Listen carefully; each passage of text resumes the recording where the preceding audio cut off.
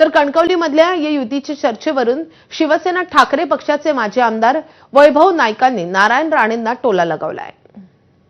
आम्ही कोणावर युती करले आणि तुम्हाला कोणी पक्षात घेतलं नाही युतीमध्ये, खरं तर तुम्ही आज या विभागाचे खासदार आहात, परंतु तुम्हाला जर तुमच्या राज्याचे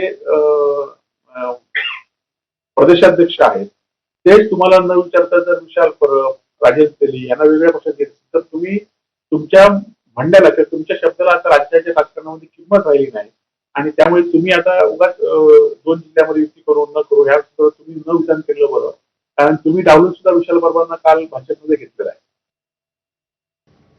दरम्यान भाजपचे नेते आणि राज्याचे सांस्कृतिक कार्यमंत्री आशिष शेलार यांनी या सगळ्या प्रकरणी काय प्रतिक्रिया दिली आहे ते देखील पाहूयात। सिंधुदुर्ग नाही तर सर्व राज्यात महायुतीचाच आमचा निर्णय आहे, पण विरोधी पक्षाला फायदा व्हावा अशी जर भूमिका नको असेल तर काही ठिकाणी वेगळी भूमिका वेगळ्या लढण्याची सुद्धा होऊ शकते, पण तीही अंतिम निर्णय देवेंद्रजी, एकनाथ शिंदेजी, अजितदादा पवार, रामदास आठवले